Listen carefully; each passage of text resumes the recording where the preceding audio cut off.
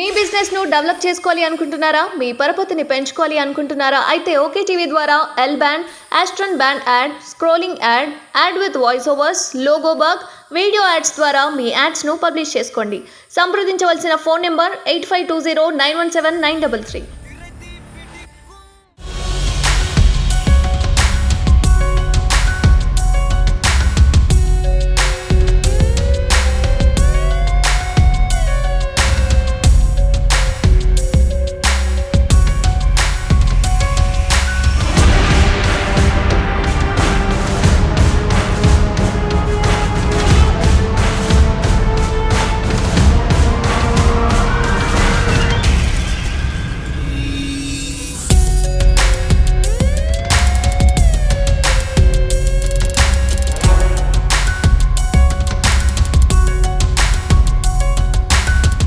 నమస్తే, welcome to okay TV. నేను Kavya. So present అయితే నేను నేరేడ్మెట్లో ఉన్నా. సో వీళ్ళందరినీ చూస్తున్నారు. వీళ్ళు ఒక్కోటి వల్ల బలైన బాధితులు. రిజిస్ట్రేషన్ చేపిస్తా అని చెప్పేసి దాదాపు 1,95,00,000 తీసుకొని ఇతన్ని మోసం చేయడం జరిగింది. వీళ్ళందరి దగ్గరికి కూడా తీసుకొని మోసం చేయడం జరిగింది. సో ఇంతమందిని మోసం చేస్తున్న అతను మనం చూస్తున్నాం. ఇది పెద్ద అపార్ట్మెంట్ ఉంది. ఇతను ఇది అసలు ఏం జరిగింది ఏంది అని చెప్పేసి అయితే క్లారిటీగా తెలుసుకున్నాం. సార్ నమస్తే అండి. అసలు ఏం జరిగింది, మీరు ఏ రకంగా ఇచ్చారో డబ్బులు, ఏంటిది అసలు? నేను రాము అనే వ్యక్తితో ఇతనితో పరిచయం అండి. మొదలు ఫస్ట్ ఒక 5 లక్షల రూపాయలు కావాలి అని చెప్పి అడిగారు. సాయంత్రం కల్లా ఇచ్చేస్తాను అంటే నా క్రెడిట్ కార్డులో ఉన్నాయండి, నా దగ్గర క్యాష్ లేవు, క్రెడిట్ కార్డ్ ట్రాన్సాక్షన్ ఛార్జ్ మీరు భరాయిస్తా అంటే రాము గారు చెప్పారు కాబట్టి నేను ఇస్తాను అన్నా. ఇస్తాను. మధ్యవర్తిగా తెలిసిన ఆయనండి, మీకు తెలిసిన. ఓకే సరే. సాయంత్రం 10 అనేప్పటి టెన్షన్గా నాకు ట్రాన్స్ఫర్ చేయడం జరిగిందండి. అలా రెండోసారి 7 లక్షలు తీసుకున్నారండి. 7 లక్షలు కూడా టైంకి అలాగే జరిగిందండి. జరిగిన తర్వాత విజయవాడ నుంచి మా ఊరు వెళుతూ మధ్యలో నాకు ఇలాగే నెలకు ఒకసారి కావాల్సి వస్తే 50 లక్షల రూపాయలు కావాల్సి వస్తే ఇవ్వగలవా ఏంటి, మా ఊరు మా ఇల్లు కానీ తెలుసు ఏమంటే నేను ఇంటికాడ కిరాణా షాప్ అండి నాది. కిరాణా షాపు, ఏఈపిఎస్ ఇట్లాంటివన్నీ చేస్తూ ఉంటాను, సిఎంఎస్ ఇవన్నీ చేస్తూ ఉంటానండి. చేస్తూ ఉంటే నా వ్యాపార నిమిత్తం నేను ఇంటిలోను తెచ్చుకుని చేసుకుంటున్నాను. సరే 2 రోజులు మన ఊళ్ళో కొంచెం పెద్ద మనుషులు అడిగారు అసలు అనేసరికి నేను ఇవ్వడం జరిగిందండి. ఇవ్వడం జరిగిన తర్వాత సాయంత్రం తెల్లవారుజాము 3 గంటలకి నీకు మళ్ళీ ఇచ్చేస్తాను, నువ్వు 10 గంటలకు నువ్వు బస్సు ఎక్కి ఇంటికి వెళ్ళిపోవచ్చమ్మా అని చెప్పి అన్నారు. నేను ఇచ్చిన తర్వాత సాయంత్రం 7 గంటలన్నరకి మొత్తం 43,50,000 రూపాయలు మొత్తం అక్షరాలు అప్పు చెప్పానండి. 43,50,000 రూపాయలు. ఏ నమ్మకంతో ఇచ్చారు మీరు? అతను ఫస్ట్ అలాగే ఉంటుందండి. అసలు ఎద్దటోని బ్లేమ్ మొత్తం అంతా కూడా మ్యానిపులేట్ చేసేటువంటి విధానం ఆయన దగ్గర ఉందండి.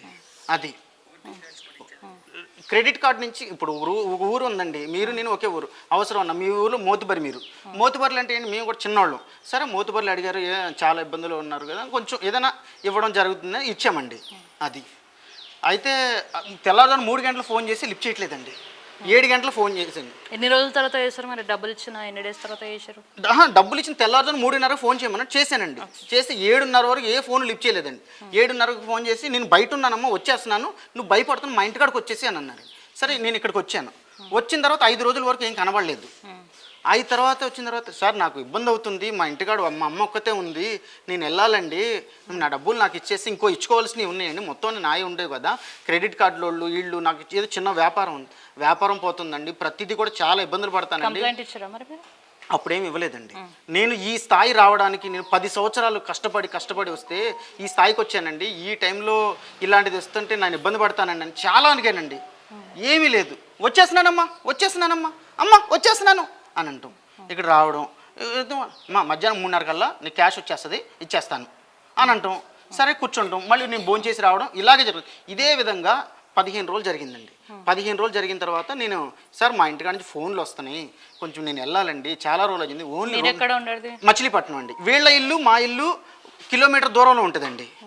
మచిలీపట్నంలో వీళ్ళ నాన్నగారికి మంచి పేరే ఉందండి. ఆ మంచి పేరు వాడుకుని అందరినీ మోసం చేస్తున్నాడండి. అది అయితే ఇక్కడ వచ్చి కూర్చున్న మధ్యాహ్నం పూట వస్తూ ఉంటారు, వస్తారు వెళ్ళిపోతారు. ఏంటి వస్తున్నానమ్మా, నీ పని మీద వెళ్తున్నానమ్మా, నీకు ఇంటికి వెళ్ళాలని లేదా అని, ఇది ఏ పని అవ్వాలని లేదా అని. సరే సంక్రాంతికి నువ్వు ఏలూరులో ఒకళ్ళు ఇస్తారమ్మా, మిగిలిన వాళ్ళు ఇంకో వచ్చేస్తాను, కొంత ఇచ్చేస్తాను అని చెప్పి ఇది అన్నారు. రాము గారు అనేట ఆయన కూడా ఇక్కడికి వచ్చారండి. రాము గారు కూడా అడిగారు, అయ్యా నువ్వు చాలా ఇది ఉన్నావు, కుర్రోడు చిన్నోడు ఇప్పుడిప్పుడే వస్తున్నాడు, చాలా ఇబ్బందుల్లో ఉంటాడు, ఇల్లు కాగితాలు తెచ్చుకున్నాడు అన్నా కూడా రాముబాయ్ నేను అసలు మనోడు చెప్తున్నా, ముందు మనోడిని ఎక్కడ తీసుకెళ్ళి ముందు మైండ్ ఫ్రీ చేయి, అని ఆయన్ని. ఇలా అనేక రకాలుగా మీకు వచ్చే మాట మీకు, ఈయనకి వచ్చే మాట ఈయనకి. ఆయన విషయం వింటే మేమందరం చెప్పేది అబద్ధం అంటారండి అసలు. ప్రతి నిమిషం కూడా మీకు చెప్పే మాట మీకు చెప్పరు. వాళ్ళ ఇంటి ముందర ఇలాగే కాళ్ళ మీద పడ్డానండి నేను పైన పడి, సార్ నేను ఇట్లా వచ్చాను 10 నాకు చాలా ఇబ్బందులుగా ఉన్నాయి సార్ అంటే, ఆయన కూడా ఇట్ట పడి, అమ్మా నేను చాలా చూశానమ్మా, చిన్నప్పటి నుంచి మాకు డబ్బులు ఎగ్గొట్టిన వాళ్ళు అడుగుతూ వచ్చి చూసి మేము చిన్నప్పుడు బోర్డు చూసానమ్మా నేను అంటాను అని. ఇలాంటి పరిస్థితులు. తర్వాత సంక్రాంతి పండగ ముందలండి నేను కొంత ఇస్తానమ్మా నా కారులో ఎక్కమ్మా అని చెప్పాను. కానీ ఔటర్ రింగ్ రోడ్ దాటిన తర్వాత బ్లాబ్లాలో ఇంకొక కారు బుక్ చేసి నన్ను విజయవాడకు పంపించి విజయవాడ హోటల్లో 2 రోజులు ఉండమన్నారండి. ఉన్నాను. 2 రోజులు ఉన్న తర్వాత, సార్ ఇంటికాడ పండగ పూట అమ్మోళ్ళు ఒక్కతే ఉంది, బాధపడుతున్నారు, వెళ్ళొస్తా. అమ్మ అంతకుమించి నాకు మంచిదేం కావాలి అని చెప్పి 3,000 రూపాయలు నాకు వేసి హోటల్ బిల్లు కట్టమని నన్ను వెళ్ళమన్నారండి. అంతే, ఇంకా అంతమించి అప్పటి నుంచి ఇప్పటి వరకు గయాబండి. వెళ్ళే దారిలో కూడా ఇక్కడి నుంచి నేను ఇప్పుడు టీ తాగడానికి వెళ్తే, ఎంతసేపు అమ్మా నీకోసం ఎంతసేపు వెయిట్ చేయాలి నేను అని అనేసరికి నేను 43,50,000 రూపాయలు ఇచ్చాను, ఇస్తాన్న టైంకి ఇవ్వలేదు, నేను 21 రోజు ఇక్కడ వెయిట్ చేశానని మినిమం కూడా లేదండి. సరే అక్కడ వచ్చి నేను ర్యాపిడో బుక్ చేసుకుని ఇటు వెళ్తుంటే, ఏమ్మా దారి తెలీదా నీకు అని మళ్ళీ అక్కడికి వచ్చిన తర్వాత ఏంటి నువ్వు ఎంతసేపు ఎక్కుతావు బండి అని ఇట్లా ఒక్కొక్కసారి లాలింపు, ఒక్కొక్కసారి గదమాయింపు, బాబో నవరసాలు. ఇది అయిన తర్వాత అట్లా మొత్తం కారులోకి వచ్చిన తర్వాత, ఇదిగో తాళం, ఈ ఇంటి తాళం మా ఇదిగో వాళ్ళ ఆవిడతాం, మా నీ తాళం నీకు చెప్పాను చూసావా అని చెప్పి వాళ్ళ ఆవిడ తాళం ఇచ్చేసా. అక్కడ కూర్చున్న తర్వాత ఔటర్ రింగ్ రోడ్ దాటిన తర్వాత బ్లాబ్లాలో నన్ను కూర్చోబెట్టే అక్కడికి విజయవాడ తీసి విజయవాడ 2 రోజులు ఉన్నానండి. సో మీ అందరికీ ఏ రకంగా పరిచయం? మీరు ఇండివిజువల్ కదా, ఎట్లా పరిచయం? నేను రాము అనే టైంతో నేను వేరే మొబిక్విక్ అనే కంపెనీలో పనిచేసేటప్పుడు రాము అనే నాకు పరిచయం అండి. ఒక 4-5-6 సంవత్సరాల పరిచయంలో ఈయన డబ్బులు అవసరమని నాకు చెప్పాడు, ఇలా ఇచ్చేది జరిగిందండి. అది ఏమండి మీకు ఆయన ఒకటి అంటాడండి, నేను ఎడం చేత చేసే పని కుడి చేతికి తెలియనివనమ్మా నేను. ఇన్ని కేసులు ఉన్నాయని చెప్పేసి వాళ్ళే పోలీసు వాళ్ళు చెప్పి దాని ద్వారా మాకు సిఐ ఇట్లా ఏమన్నారు? మీరు ఎప్పుడు కంప్లైంట్ ఇవ్వడం జరిగింది? అదే వేరే లోన్ ఉండి తెలిసి అది కూడా అమౌంట్ కట్ చేసుకుని తెలిసి కూడా రిజిస్ట్రేషన్ అవ్వదని చెప్పేసి నాతో అమౌంట్ అన్న తీసేసుకున్న తర్వాత ఎంత తీసుకున్నాను మీ దగ్గర? నా దగ్గర 1,93,00,000 తీసుకున్నాడు. ఇదిగో చేస్తున్నాను అని చెప్పేసి పంపి పెట్టాడు. వేరే మీడియేటర్ని పెట్టేస్తే మీడియేటర్ని ఇతని వైపు తిప్పేసుకొని అతను మబ్బి పెట్టి అతనికి డబ్బులు ప్రలోభం పెట్టి అతని వైపు తిప్పేసి నాకు డిలే చేసేసి వాళ్ళు గొడవ పడి ఒకరోజు నేను ఇక్కడికి రాకపోయినా నా మీద కేసు పెట్టారు. గొడవ అయింది, మా ఇంటి మీదకి వచ్చి ఇది చేశారని నేరేడుమెట్లో తెలిసారు. పోలీసు వాళ్ళు తెలుసుకొని మామూలుగా పోలీసు వాళ్ళు రియాక్ట్ అవుతున్నారా లేదా అసలు ఈ కేసు మూవ్ ఆన్ చేస్తున్నారా? కేసు పెట్టి దగ్గర 2 years అయిందండి ఇంతవరకు. 2 years అయిందా? మరి మీరు అడగలేదా ఎందుకు పట్టించుకుంటున్నారా లేదా అని? ఏమి ఇంతవరకు ఏమి లేదండి, మారిపోయారు. సిఐలు 2 మారిపోయారు. మొత్తం కేసు డీటెయిల్స్ ఉన్నాయా? కేసు డీటెయిల్స్ ఉన్నాయండి. ఎఫ్ఐఆర్ ఉంది నా దగ్గర. ఎఫ్ఐఆర్ కాపీ ఉంది. ఇంతవరకు ఇంతవరకు ఏమి ఇది అవ్వలేదు. ఇవ్వండి నా దగ్గర ఒరిజినల్స్ డాక్యుమెంట్స్ అండి. అగ్రిమెంటు సేల్ డీడీ చేసింది నేను బ్యాంక్లో రెప్కో ఫైనాన్స్లో కట్టి ఒరిజినల్ డాక్యుమెంట్ తనే ఉండి నాకు దగ్గర ఉండి ఒరిజినల్ డాక్యుమెంట్స్ ఇప్పించాడు. 30,40,49,000 పైగా 1,08,811 ఇతను హౌస్ ట్యాక్స్ కూడా కట్టా ఆ రోజు రిజిస్ట్రేషన్ రోజు. అతను రిజిస్ట్రేషన్ అవ్వదంటే అది కూడా నా అకౌంట్ నుంచి అది కూడా నేనే పే చేశాను పెండింగ్ అంతా కూడా. సో ఇప్పుడు ఏం న్యాయం కావాలని కోరుకుంటున్నారు మీరు? నాకు ఇల్లు వేరే వాళ్ళకి రిజిస్ట్రేషన్ చేశాడు, నాకు చేస్తానని ఒరిజినల్ డాక్యుమెంట్స్ నా దగ్గర ఉన్నాయి. వేరే వాళ్ళకి ఎలా రిజిస్ట్రేషన్ జరిగింది ఏంటి నాకు ఎలా న్యాయం జరుగుతుంది, వేరే వాళ్ళకి ఎలా జరుగుతుంది, ఒరిజినల్ పేపర్స్ నా దగ్గర ఉన్నాయి. నాకు చేస్తానని చెప్పి చేయలేదు. నేను హ్యూమన్ రైట్స్ నుంచి వచ్చాను. సో వీళ్ళు మా దగ్గరకు వచ్చారు, మమ్మల్ని అప్రోచ్ అయ్యారు.